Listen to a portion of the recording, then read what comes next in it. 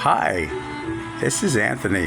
I thought I'd have some classical music on, kind of like a masterpiece theater, complex post-traumatic stress disorder, narc abuse minute. I thought I would just remind you, and the people that have covert narcissistic friends and family, that even when they come up to your window at midnight, I'd say it was about 11:22, like the exact moment that John F. Kennedy, we're talking crazy, and came to my window and crouched down, all 6'1", in my window at midnight. I look. I'm the great-grandson of John F. Kennedy Jr. And then runs off. I tell Auntie, and she says, he was just trying to be your friend, Anthony. Well, I could think of better ways to be my friend. Like come over to my house unannounced, not crouching in the window and say, hey, thanks for getting me out of a halfway house in Florida and moving me up to a beautiful house overlooking the Hudson in the wintertime when the trees get bare. For a modest fee, if anything. That's my aunt. 4 years, and she's still trying to maintain a false narrative. This is what you go through, but I want to say one thing to all CPTSD and narc abuse survivors. Hold on, let me listen to a little more classical. Okay. Don't trust these people. Don't believe anything they say. And if you catch yourself being involved in a family infiltration system here, do your best to not send angry texts like I did, because they've got a litany of a plethora of nasty texts from me when I was really angry. That's reactive abuse. Look it up. They wait.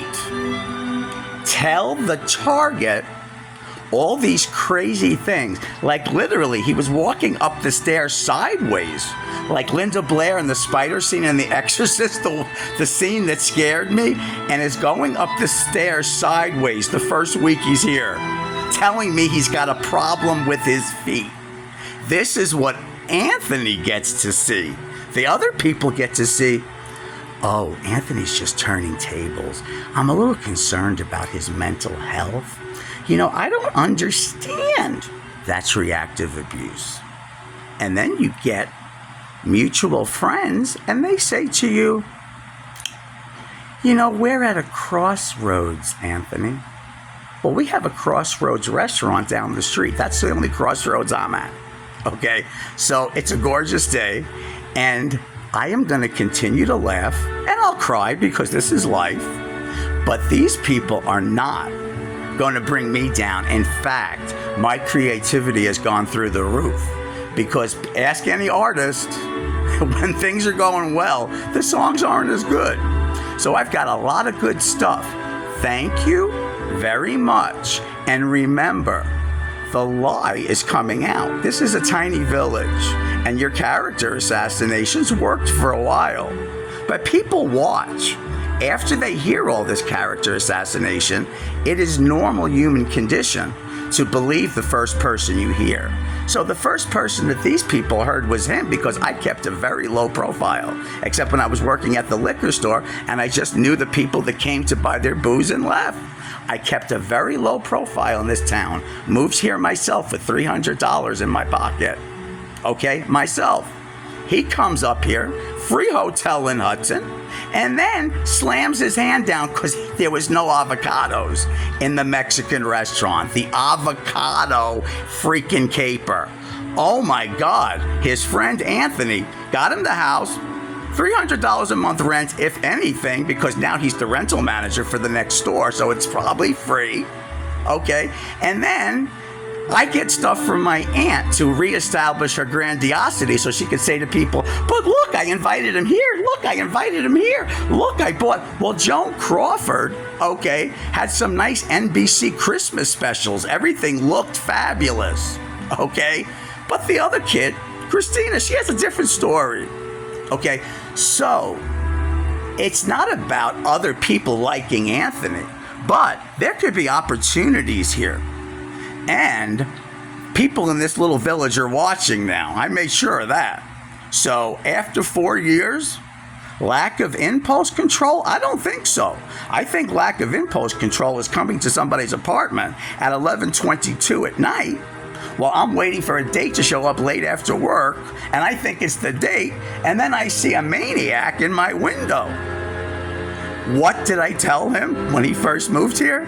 The one nightmare I have is somebody in the window. So the covert narcissist has you relive your nightmare.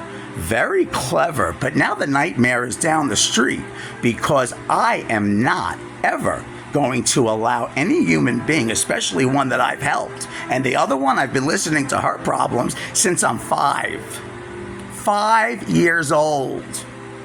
So if you have a friend or a relative with a personality disorder, don't wait until your 60s to figure this crap out, okay?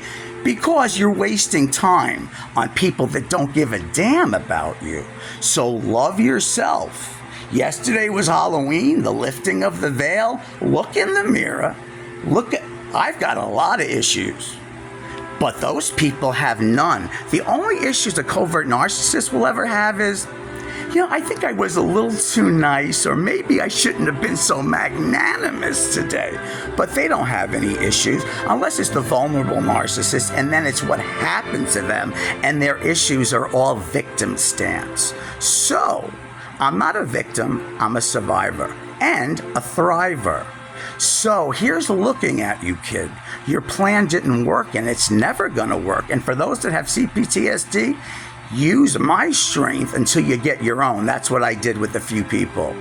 Hang in there. Love you.